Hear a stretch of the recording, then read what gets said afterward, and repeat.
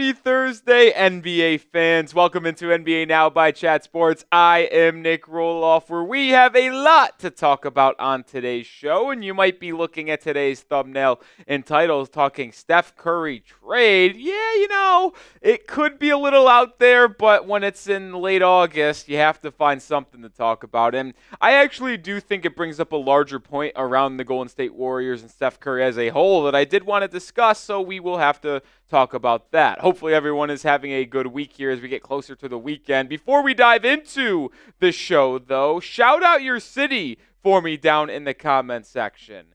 People are saying clickbait is crazy. Can you read? It says Steph Curry requesting a trade ? So that's not saying anything. We're speculating that he could request a trade. Okay. What's up, Wazowski? Shout out your city for me, though. Enrico's watching from Colorado. If I said Steph Curry is requesting a trade, ! That is telling you that he is requesting a trade. This is as a question. Is he requesting a trade? ? I mean, and you know, some people, I guess, didn't really take the English class text. Leon is watching from Dallas. What's up, Wazowski? How are you doing, my friend? Shout out where you're watching from. We got Nut Fuzz, Minnesota. Is that a real place? Nut Fuzz? Producer Tech's going to hop on that. I just never heard of a place like that. That would be kind of electric if it was. Well, Prestige, I take it because when you come into my stream and right away try bash us and say we're clickbaiting, that's not really the case. Like, that's why I take it personally. I take pride in what I do, and I never would lie. It's ? Steph Curry requesting a trade ? I got to defend myself, man. Leon, appreciate the nice comment, my friend. We got an update on Nut Fuzz. That just doesn't sound right. Couldn't find it. Text says couldn't find it. Maybe I got by Buck. He might have got us.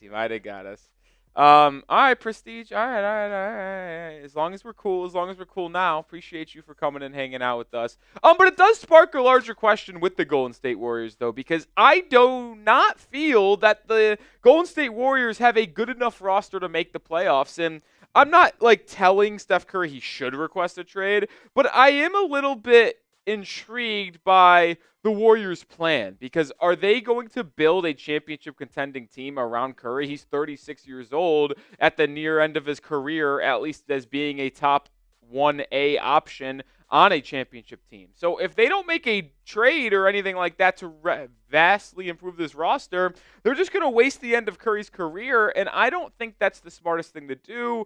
I don't think Curry would ever request a trade. I don't think Golden State would ever trade him, but there does feel like there's some weird little area where Golden State is right now where they should make a move. They should have went all in for the Lauri Markkanen deal. Didn't, and then ultimately just sitting in the middle here. Let me know your thoughts on the Warriors. Are they going to make the playoffs this upcoming year? Wazowski says no.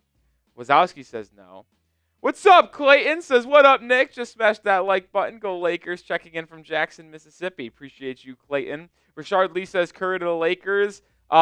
Listen, the LeBron James, Steph Curry stuff, it's always fun to talk about. I don't see Steph actually being traded, but I'll say this. If he were to get traded, it would probably be somewhere where LeBron is. That's kind of how it would feel if you're asking me. Those two feel like they're just playing cat and mouse game trying to pair up with each other. So maybe.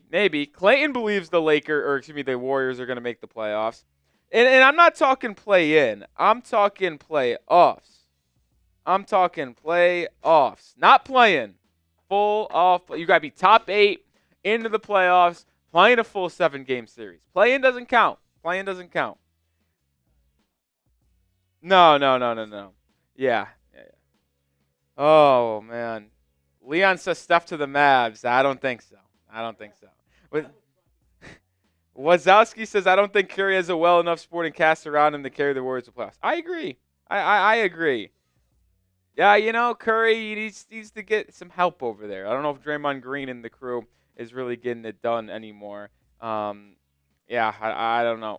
Curry coming to Charlotte, hometown, that'd be tough. Him, Brandon Miller, that'd be tough. It'd be tough. It's probably not gonna happen though. Not gonna happen. I wish it. That would be sick if it did happen though. I don't think Curry is going anywhere. When it comes to the NBA MVP though, this upcoming season. What are your predictions? Who do you think is going to win MVP?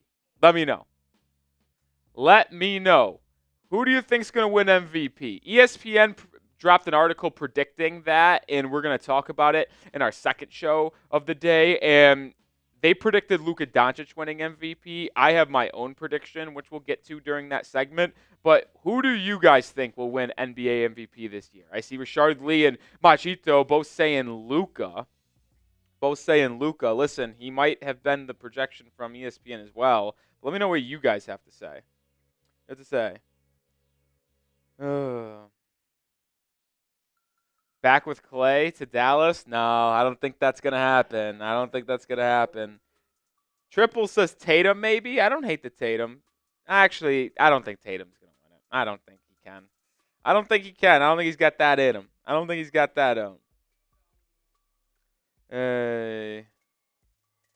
Have you ever had Hattie B's? You have had it, right? Yeah. Do you think it's worth the hype? Because in like Nashville, Tennessee, because that's where it was like founded and stuff. Like it's crazy how big it is.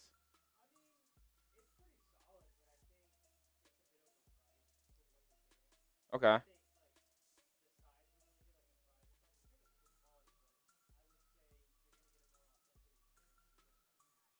Yeah. Yeah. Tex isn't the biggest fan of Hattie B's. Well, I wouldn't say that's what you just said, but yeah. Said good, not great. Thank you, producer Tex. Do you know if yeah, hold on, I'm just curious. What if you hit what is this? This feel like this does something. Hold on, we're talk. No. No. All right. What about this one? No. About this one? No. All right. I don't want to hit that one. That one scares me because that one's got us connected over here. Yeah, I really don't know actually. That's all right.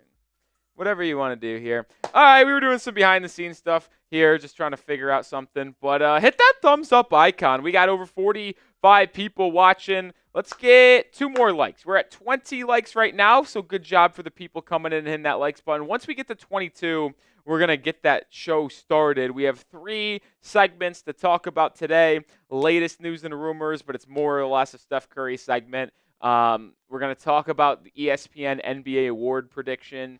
And we're going to talk about some NBA trade candidates because ESPN also had a panel of experts, per se, predict the 5 most likely players to request a trade from their respective teams. And the names, some were surprising, some were expected. We're going to get into that, but hit that thumbs up button. Thank you for everyone tuning in on a Thursday afternoon, coming in and hitting that like icon.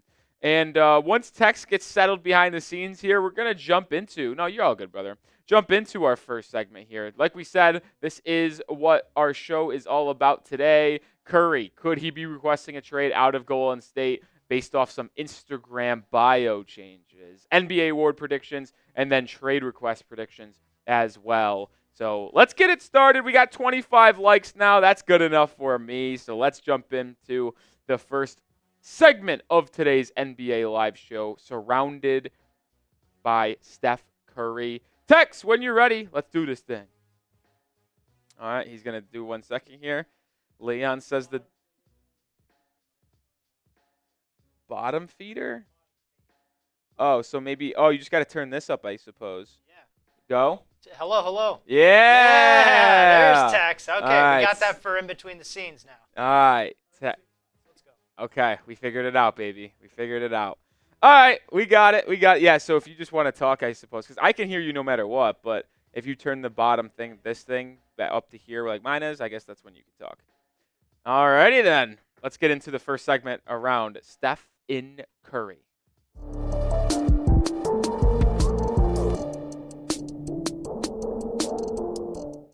Could Steph Curry be requesting a trade from the Golden State Warriors? It might be a little bit far-fetched here, but Thursday in late August, I think it's at least worthy to talk about because he did something very interesting to his public Instagram bio. I am Nick Roloff. This is NBA Now by Chat Sports. And you might be asking where we're even deriving this from. And yes, it might be a little bit of a stretch, but prior to the NBA Olympics, this is what Steph Curry's Instagram bio looked like. You see his profile picture, you see the believer, father, husband, founder, philanthropist, and guard for the Warriors. But then after the Olympics, he has changed it to this. Same start, but and Olympic gold medalist. Now, this could be a minor change just to showcase himself, as he's very prideful of winning gold for Team USA at the 2024 Paris Olympics, but could it also be leading to a little bit of a stray shot at the Golden State Warriors? And this isn't the first time that we have maybe overreacted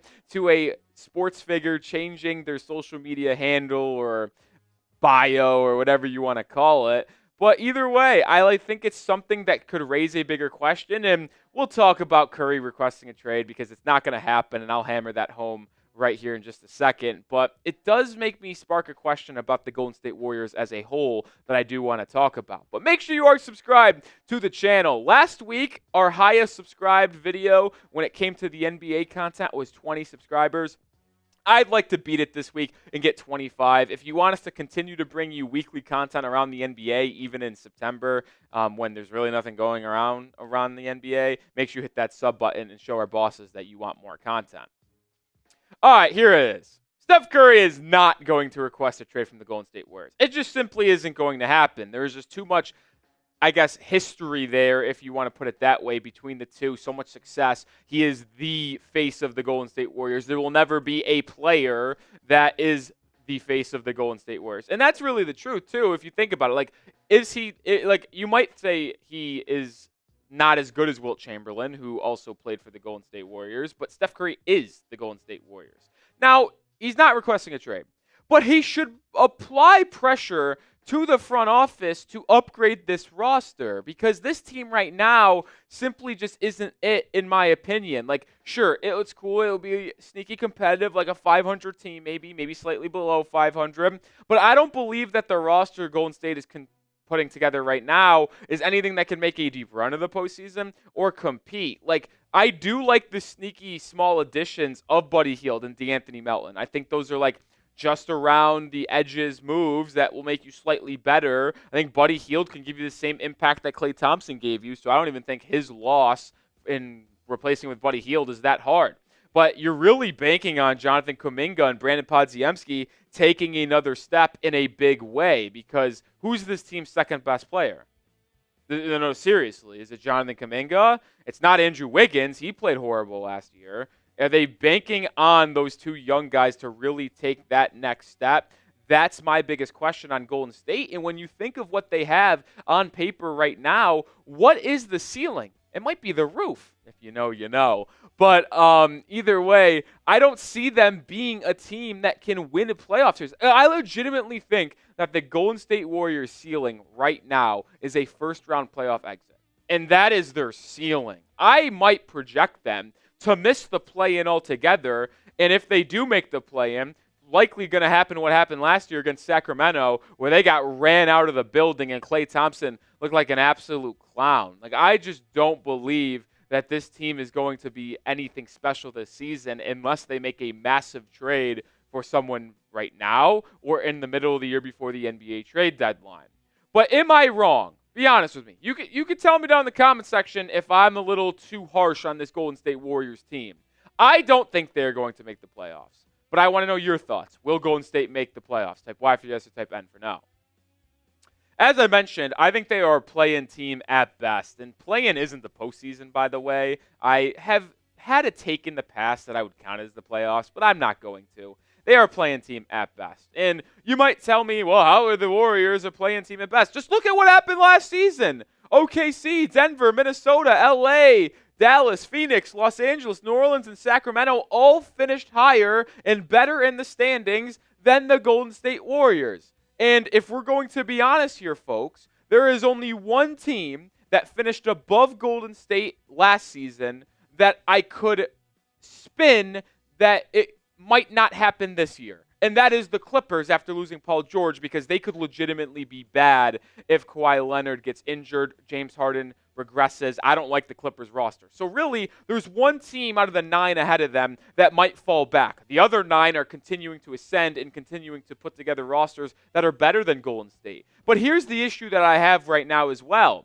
You think of the Houston Rockets, the Memphis Grizzlies, and the San Antonio Spurs, all as teams that are improving and potentially pushing the Warriors to get into the play-in. Do I think the Spurs are going to make the play-in this year? Probably not. I think they're just going to be missing out. But who knows? If Devin Vassell really takes another step forward, him and Victor Wembanyama could be a great duo to lead San Antonio to a play-in. The Grizzlies, I would project to be a play-in team at worst. Ja Morant, full season. Jaren Jackson Jr., Desmond Bane. I think the Grizzlies are going to be a really good basketball team this year. I would project them to win 45 games at bare minimum, and 45 games would absolutely be enough to get you into the play-in. And the Rockets just missed out last year. If they get no more steps forward from their young guys, they could be pushing Golden State. Like, there are teams that I believe might be pushing Golden State Warriors out of the play-in race, which could make them a team that is picking inside the top 10. And my question is, which we'll dive into a little bit more in just a second, is Steph Curry going to want to hang out and play on Golden State when they are not at a championship caliber level team? Well, before we get into that, we are sponsored by PrizePicks, the #1 daily fantasy sports app in North America. I play it every single day. You should too. It makes watching sports so much more fun, and PrizePicks is so easy to play. All you do is pick more than or less than on 2 to 6 player stat projections, and you can watch the winnings roll in. More than 5 million people play PrizePicks on a daily basis, your boy included. And the reason why I love playing PrizePicks is because they have something for everyone. You can do basketball, you can do football, you can do hockey, baseball, fighting, golf. It doesn't matter. You can customize your entry to mix between sport leagues. But you can also mix between season-long projections and daily projections. Like, for example, I'm looking at basketball this year, right? I got more than Bam Adebayo, 9.9 rebounds per game. More than Jalen Brunson, 6.8 assists per game. And then less than on the #1 overall pick, Zachary Risachet, 10.2 points per game. That is a 3-player entry that wins 5 times my money, but you can win up to 100 times your money with as little as 4 correct entries. Yes, you can turn $10 into $1,000 with PrizePicks, the best daily fantasy sports app. So get started today. Download the app. Use code CLNS to get a first deposit match up to $100. You can also go into the description and comments of today's video. Click on that link, prizepicks.com/CLNS. Use code CLNS when you create an account and get a first deposit match up to $100. Shout out to PrizePicks. Run your game. So if everything that I'm saying on Golden State is accurate, right, they're barely a play-in team. They have to have an incredible season and improvements from their guys internally to make the play-in. How are they going to be able to improve to get a contending team around Steph Curry? Well, Mark Stein believes they might have something up their sleeve. Golden State is plotting its next moves in the wake of an unsuccessful trade pursuit of Paul George and Lauri Markkanen in the offseason. Team officials believe they remain well-positioned for a trade upgrade at some point in the next year or so after responding to by acquiring Kyle Anderson, Buddy Hield, DeAnthony Melton on short-term deals and retaining all of their draft picks. The distinct sense at Chase Center is that the Clippers and Jazz, despite no shortage of conversation with both teams, did not really want to do business with the Warriors. So it was obvious that they tried to get Paul George, tried to get Lauri Markkanen for Steph Curry to be his running mate. But here's my thing that I'm going to tell and plead my case to Golden State. Can you please not waste Steph Curry? This is arguably the best point guard of our time. It's either him or Magic Johnson. You can pick your poison, but it's those two. And it's not really close. And he has done so much for your organization, brought you 4 NBA championships, been the face of the NBA really over the past decade with LeBron James. Do not waste his age 36, 37, 38 season when he still can be a competitive basketball player and someone at the top of this league. Get him a running mate. Get him someone that he can rely on. Get him someone that can help him win a championship or at least contend for one. Because I, for one, am not in the business of watching Steph Curry put up these highlights and crazy stats and crazy games, but it doesn't mean anything because they're 12th in the Western Conference. Please don't waste Steph Curry. Please go out and try to find someone. And that's why I was disappointed by hearing what the Warriors offered the Jazz for Lauri Markkanen, because even though they had conversation and Stein says they didn't want to do deal with Golden State, the Warriors didn't even offer either Podziemski or Kuminga, which I don't understand. If you're serious about getting Steph Curry, a player to help him try to contend, you would have tried to at least dangle one of those young guys out there. Crazy, crazy, crazy. All right, before we close out today's show, I did want to talk about this. The Phoenix Suns, they made a pair of roster moves, which I actually did think was a little bit interesting. Shams Charania had the initial note earlier this week mentioning that the Suns were waiving forward Nasir Little and E.J. Liddell. Little, former lottery pick, former North Carolina Tar Heel, deemed the Zion Williamson stopper, by the way. E.J. Liddell also gone, former Ohio State Buckeye. And quick thoughts on these two guys. Not sure if they actually find a home anywhere else. Little really hasn't done anything in his NBA career. Decent defender, athlete, but he cannot score the basketball and give you anything from the perimeter. E.J. Liddell, not really anything special either. But the reason why I wanted to bring this up on the back end of today's episode is because these two young men that the Suns drafted in the first round and second round of the NBA draft back in June. Ryan Dunn out of Virginia and Oso Ighodaro, the forward from Marquette. Because these two guys are going to have to play a pretty big role on this Suns team. And I think Phoenix is going to be sneaky this year. The one thing they really struggled with last year was, one, health, because Bradley Beal could never stay on the court, and Devin Booker had battled his injuries as well. KD was actually pretty consistent, playing in 70-plus games.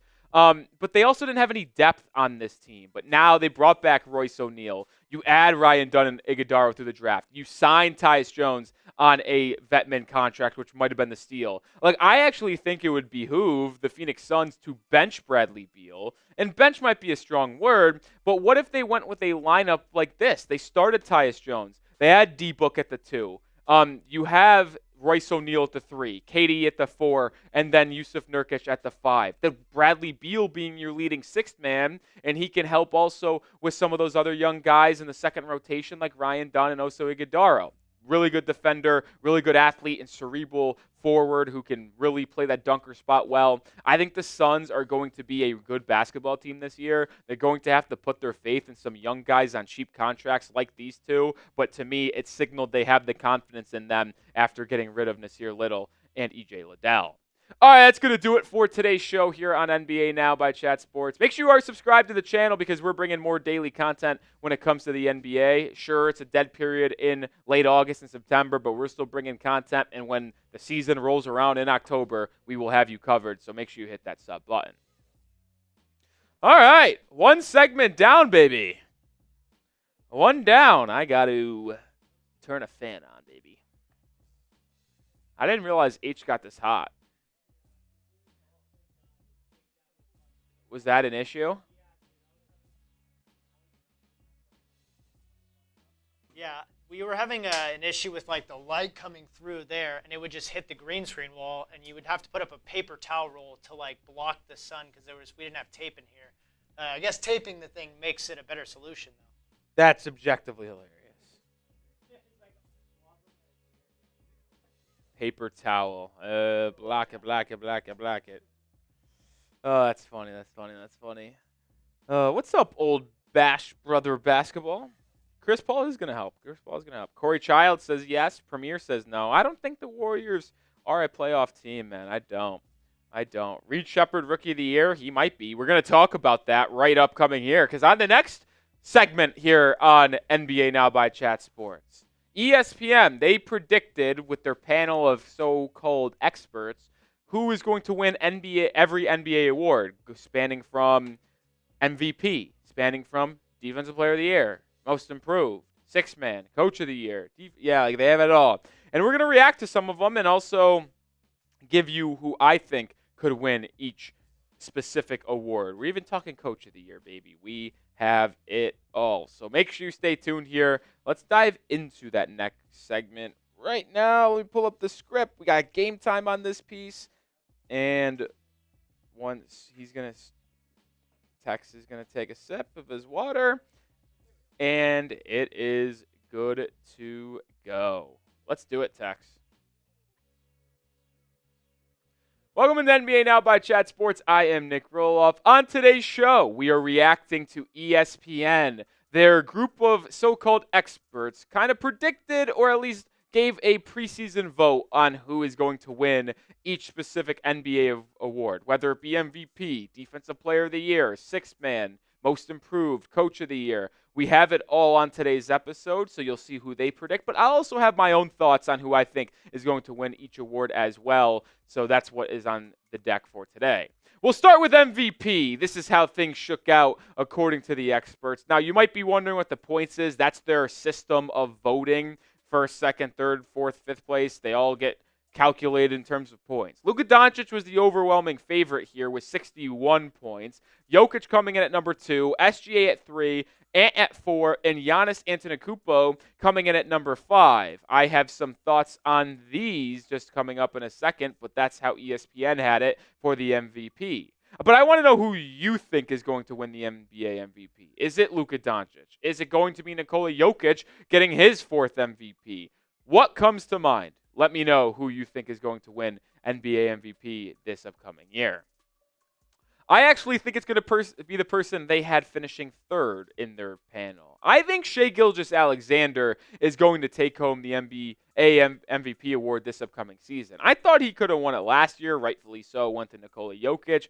But with SGA just continuing to get better and better year after year, it would make a lot of sense for him to finally crack through with the national spotlight on him and get that NBA MVP award. SGA was flat out terrific last year, leading the Oklahoma City Thunder to the number 1 overall seed in the Western Conference. And what did the Thunder do this offseason? They got better. They added Alex Caruso to this team. They added Isaiah Hartenstein as well. To have a team and roster that is perfectly built around SGA. Their starting lineup could include SGA at the 1, Caruso or Dort at the 2, Jalen Williams at the 3, Chet at the 4, Hartenstein at the 5, and then you have that 6th man, whoever Lou Dort and Caruso doesn't start. But if SGA puts up similar numbers this year, where he averages 31, 32 points, 6 assists, 5 boards. He keeps that similar, but improves his 3-point percentage. SGA is such a good defender as well, to where that might really elevate him to the top of that MVP ladder. And if the Thunder, which to my expectations, they will be once again a top team in the Western Conference, if they're the number 1 seed again and SGA puts up numbers like this, I think it's going to be hard for them not to give him the NBA MVP award. I don't know where he is in terms of odds either, but all I know is that I would be voting SGA for MVP before the season began. Let's shift over to the Rookie of the Year voting, because the 3rd overall pick, Reed Sheppard, was where the panelists landed. In a landslide too, by the way, almost doubling up number 2 with Zach Edey. Sheppard looked fantastic for the Houston Rockets in Summer League. They are calling him, I don't know if I could say actually that what they're calling him and his nickname is, but CC, if you know, you know. Sheppard is really good. I'm high on him. He's always been someone that I've had an affection for. I think he was going always to be a good pro. The question is, does he have enough playtime and volume to win Rookie of the Year, considering he's going to share backcourt with Amen Thompson, Fred VanVleet, Jalen Green? That's a lot of mouths to feed. And if I got to be honest here, I wouldn't vote for anyone on this list to be my runaway favorite. I'm going to give you a sneaker pick right now. And listen up. Come close, everyone. If you're watching this video, or up close and tight right now, clip this, because you're going to be able to come back to this and watch this sharp play. My Rookie of the Year vote is for Bub Carrington. The 14th pick by the Washington Wizards in the NBA draft, by the way. The guard from Pitt. He is a talented combo guard that can get to his spots, score at any part of the basketball court. And he performed really well at Summer League himself, but he just got overshadowed by Alex Sarr, the number 2 overall pick, who struggled. I think Bub Carrington, who's going to start Game 1 for the Washington Wizards in their backcourt, due to Tyus Jones leaving. And Washington desperately needs a guard that can break down opposing defenses, create for others but himself as well. Jordan Poole has not been it for the Wizards in his first season. And even though they did draft Alex Sarr and Keyshawn George in the 2024 NBA draft, I think Carrington's going to average 15, 16 points a game this year just due to the sheer volume that is going to be needed in Washington. He's got the play style to really catch the eyes of NBA fans and NBA media. I love Bub Carrington to potentially win Rookie of the Year, and that would be my preseason pick. I would also go with Dalton Knecht, too, the forward from the Los Angeles Lakers. I think he's going to have a pretty large role on that team as their primary off-ball shooter, and if he has a really good season and averages 11, 12 points per game and is a clear upgrade for that Lakers basketball team playing alongside LeBron in the spotlight every night, it wouldn't surprise me if Dalton Knecht ended up winning Rookie of the Year. I would have Reed Sheppard as my third guy, but my ballot would look like Bub Carrington 1, Dalton Knecht 2, and Reed Sheppard 3. All right, before we get to some more NBA awards, make sure you are started with GameTime, the best way to get last-minute tickets. It's the only way that I go to games, whether it be NFL, NBA, it does not matter. Whenever I go to an event, I always go to GameTime as my way to get tickets, whether it is a concert, comedy show, or sporting event, and you can get $20 off your first purchase with code CHATSPORTS when you download the app today. They have so many cool deals for you and features on this app that make it so much more fun and easy to buy tickets. All-in pricing. It allows you to see the exact total of your ticket up front with no surprise fees at checkout. You also can see your seat view. Get a panoramic view from your seat in the app before you buy. You can also get this new feature that GameTime is rolling out called GameTime Picks. That makes getting tickets to see your favorite teams play live even easier. It filters out the fluff to show you only incredible deals on great seats so you don't have to waste time searching through thousands of tickets. GameTime, it's just simply the best. Take the guesswork out of buying tickets with GameTime. Download the app today, create an account, and use code CHATSPORTS for $20 off your first purchase. Terms apply, but again, create an account and redeem code CHATSPORTS, CHATSPORTS, for $20 off. Download GameTime today. What is it? GameTime. Let's move over to the Defensive Player of the Year voting now because Victor Wembanyama got all the votes, and this one was the most, I guess, egregious difference between first place and second place. Wembanyama, the talented second-year man for the Spurs, get a lot of the votes. Gobert at second, Bam at 3, Anthony Davis at 4, and then Mikal Bridges, the New York Knickerbocker, over at number 5. But here's the thing. Even though Victor Wembanyama is a sensational defender, rim protector, and deterrent at the rim that makes some people even scared to go inside the paint playing the San Antonio Spurs, I just think Bam Adebayo is the best defender on the planet. And he has not been able to get his respect. And if I had to place a wager or prediction, sure, I might go with Wembanyama. But I also don't like betting on favorites for these awards. And the last time I checked, if you were a betting man, it's minus 180 for Wemby to win Rookie of the Year. I think that is not a smart value. And when someone's an overwhelming favorite like that, I'd always take someone else. Bam, who to me is the most versatile defender in the NBA, he actually does guard 1 through 5. A lot of us in the media say, oh, this guy could switch. He could play 1 through 5. Nah, not many people actually do it. There are very few that can. Bam Adebayo absolutely does. And you just see his impact on the court every time the Miami Heat play, but every time you see him play for Team USA. That team got so much better and was so better defensively when Adebayo took the floor in comparison to Joel Embiid. Like, I think he's the best defender in the world. I think it's disrespectful that Adebayo continues to not get these Defensive Player of the Year loves, but I get it. Wembanyama narrative ball is probably going to lead the way. All right, make sure you are subscribed to the channel because we got the best NBA coverage on YouTube. We are completely free content every day, and we tell you how it is and tell you how we feel. We're not going to sugarcoat things. Like I said, Wembanyama, he's an unbelievable good basketball player. He's going to be a top 10 player in the league for years to come, but I just don't think having him as the runaway favorite for Defensive Player of the Year voting right now is that really something that we can get behind.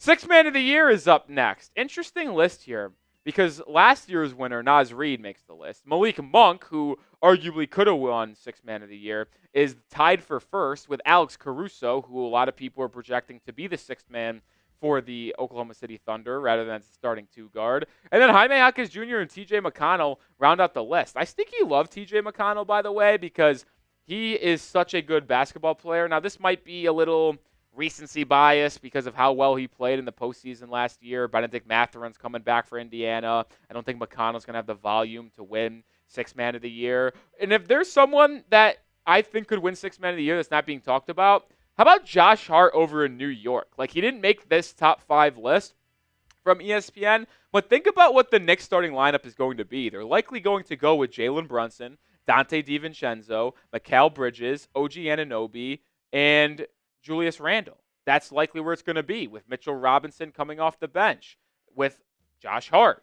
Or maybe they go large and go Jalen Brunson, Mikal Bridges, OG Anunoby, Julius Randle, and then Mitchell Robinson. They have a lot of different ways they can go with that lineup, but either way, one of Josh Hart or Dante DiVincenzo is going to come off the bench. If they both are coming off the bench, I'd still maybe take Josh Hart. But if Josh Hart's the only person coming off the bench, then absolutely think he's going to play. You know what you're going to get from a daily basis. And as bad as this sounds, and I hate to say it, narrative ball is a real thing in the NBA. And the Knicks, the mecca of basketball, they're going to be talked about on a nightly basis by every media talking head in the NBA. And if they are a good basketball team and Josh Hart is still really, really productive off the bench, I think he's going to get a lot of buzz to win Sixth Man of the Year. So if you're looking for a sleeper, give me Josh Hart.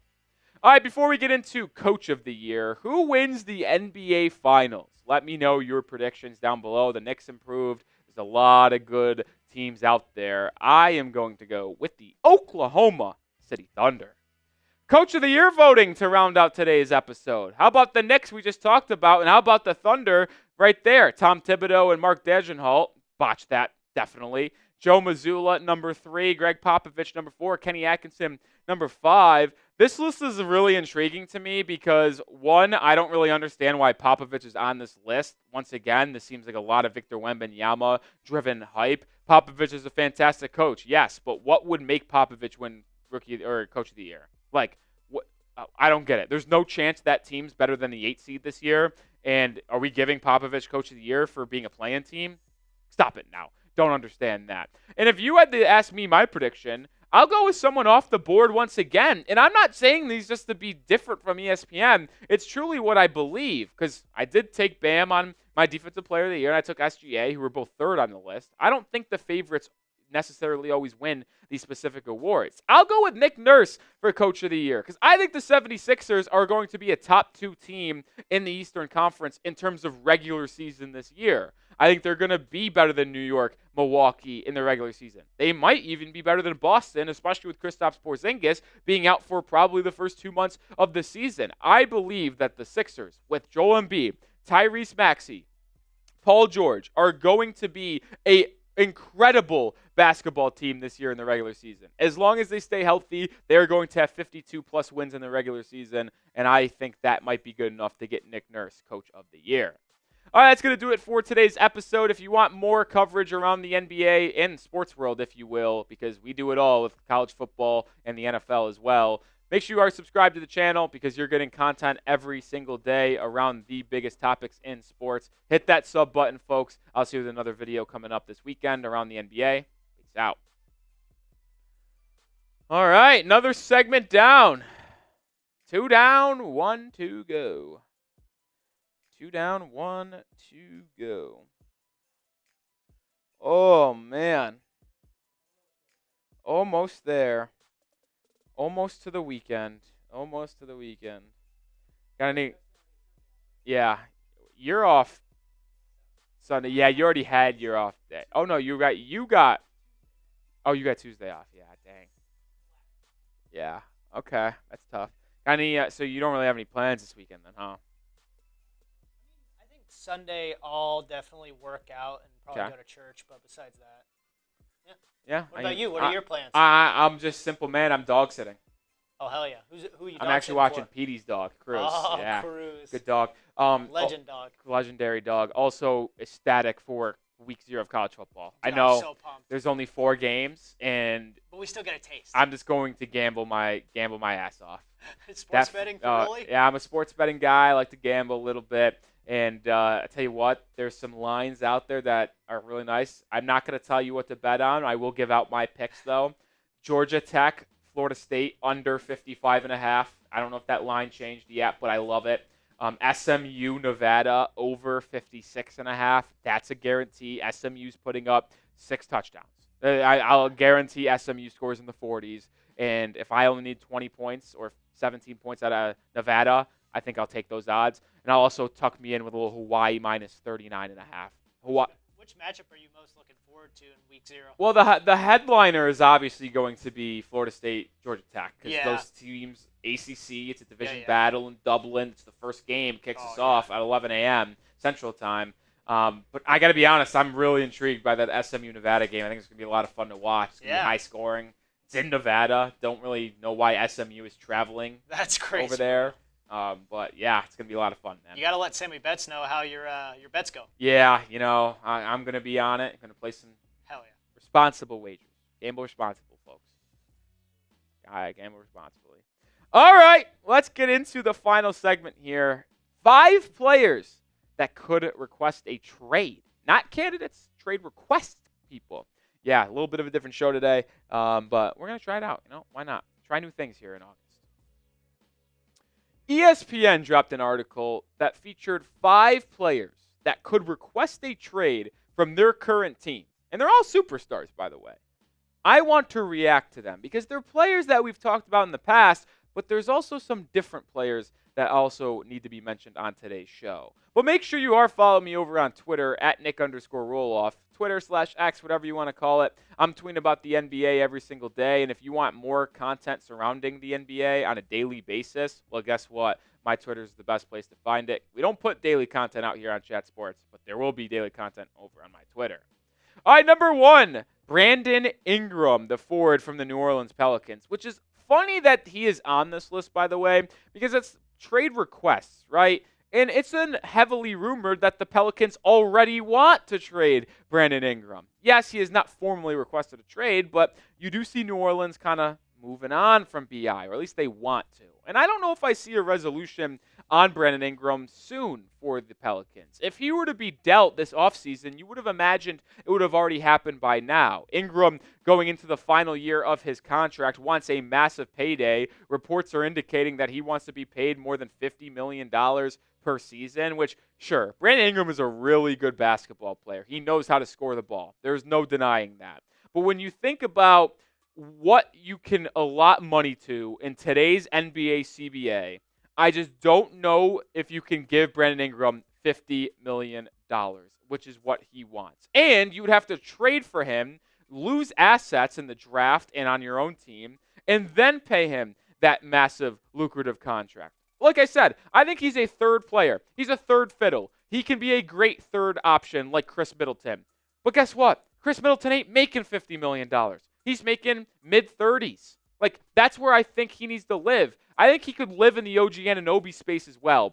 He got 42.5, I think, this offseason over 4 or 5 seasons from the New York Knicks. If Brandon Ingram asked for that, I think he would get his money. But asking for $50 million, being paid like a supermax player who can lead a team, be a top 2 option on a championship team, that's what he wants. And I just don't see that being the case. And right now, I think New Orleans kind of needs to look to move on from Brandon Ingram. There's a lot going on over there. DeJounte Murray, CJ McCollum, Zion Williamson. But then you also have these wings waiting in the wing with Herb Jones and Trey Murphy, who I am very, very high on. It's one of those things where, like, the Pelicans might really blossom as an organization and as a team if they get rid of Brandon Ingram because it frees up more of a role for Trey Murphy and Herb Jones. It might be one of those rare cases you get addition by subtraction in New Orleans. All right, number 2 on ESPN's list was Zach LaVine, which this one's kind of a head-scratcher for me. Not because I don't think he could be traded, but the reason why this one really caught my attention is because, 1, Zach LaVine is not requesting a trade. Just like New Orleans, in a sense, with Brandon Ingram, Chicago is doing everything in their power to trade Zach LaVine. So there will be no requests coming from Zach LaVine's camp, and they also labeled this list as like a superstar that could request a trade. At this point in his career, Zach LaVine ain't no superstar.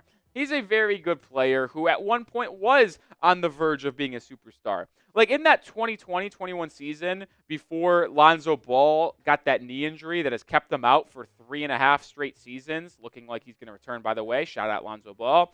They were the #1 team in the Eastern Conference. LaVine was putting up all-NBA type numbers working alongside DeMar DeRozan and Lonzo Ball. And then the injury happened and everything went to crap. And then we saw LaVine battle injuries himself during that 2020-21 season near the end. Obviously last year missing almost the entire season, but he wasn't even having that good of a year prior to that foot injury. LaVine's contract is also very, very scary, getting paid $45+ million each of the next 3 seasons with a player option 4 years from now. It's a lengthy, massive contract that not many teams want to take on, and I don't think that he is going to be traded anytime soon because his value just isn't good enough. All right, let me know, though. Name that guy. Are you that guy, pal? You that guy?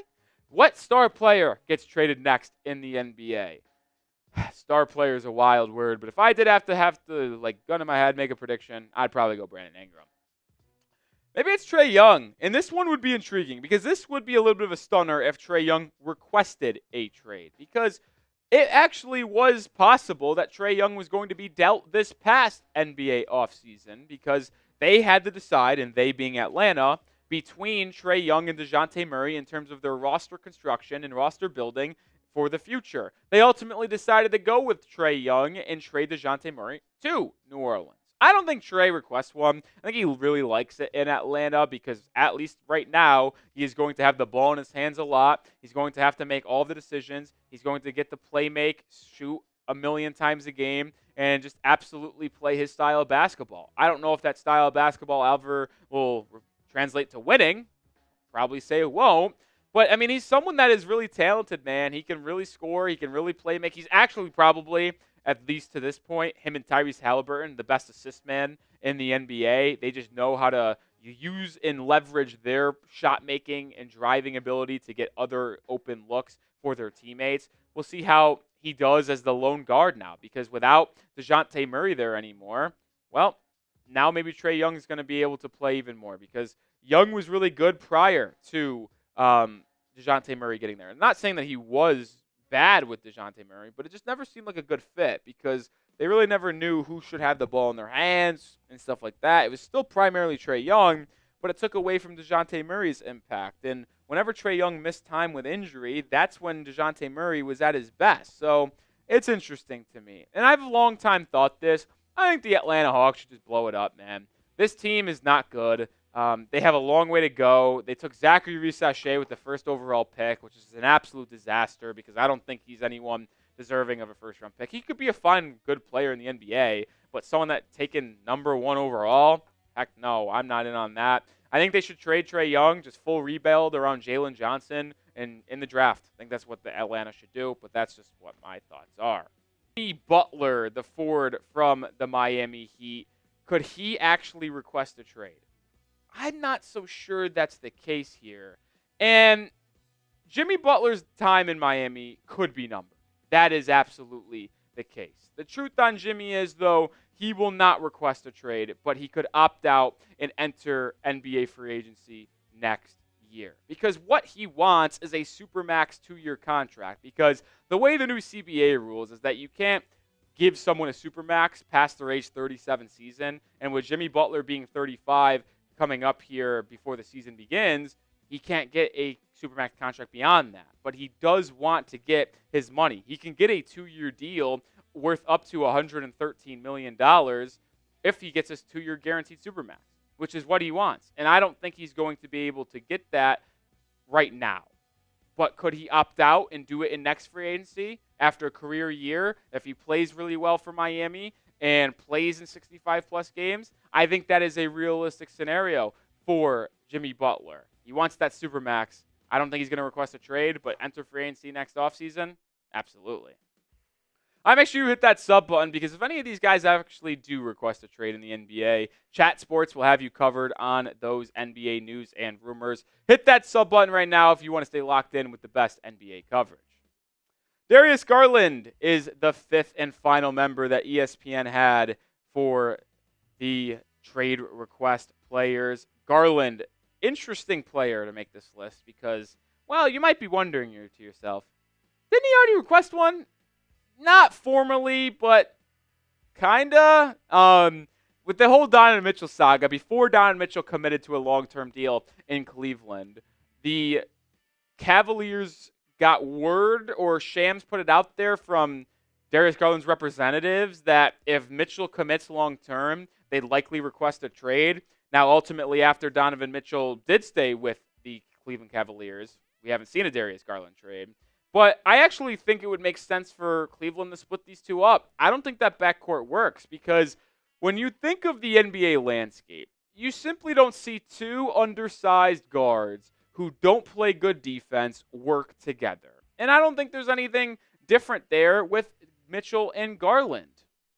They both don't defend. They both need to have the ball in their hands. Like, we saw how much Garland struggled against the physicality and defensive team that the Orlando Magic was this past playoffs. Like, I don't know. Maybe I'm just lower on Garland than others, but I don't believe a Garland-Donovan Mitchell backcourt can work in this Eastern Conference with other teams having good defenders and physical players like Boston, like Orlando, like Philadelphia, like New York. I just don't see it, but maybe I'm getting proved wrong. Be the GM, though. Be having a nice thought. Will Darius Garland be traded away from the Cleveland Cavaliers? Type Y for yes or type N for no. Let me know your thoughts down in the comment section. You can also let me know your thoughts over on Twitter /X. @Nick_Roloff is my handle. If you have any questions around the NBA, comments, concerns with anything I said on this show, go let me know over on X/Twitter @Nick_Roloff. All right. Well, my bad on that one, Tex. Yeah, we'll refilm, and then I'll cut it from the live too. Yeah. All right, that's going to do it for today's show, NBA Live in the books. Thank you to the 700 people who tuned in and hung out with us here on today's show. Any last thoughts, Tex? It's a great show, man. Always a pleasure doing NBA with you, man. Appreciate that, Tex. Always a pleasure to work with you right. as well. No one else has anything to say. The peanut gallery is silent in the chat. No comments, no super chats, nothing. We'll head out of here, and we'll see you later next week. I think next live show on the channel would be Tom Downey on Tuesday with NFL. I believe that's when he does it. I don't remember exactly, but usually Thursdays are NBA day. With that being said, though, we'll sign off. For my boy Tex, I'm Nick Roloff. See ya.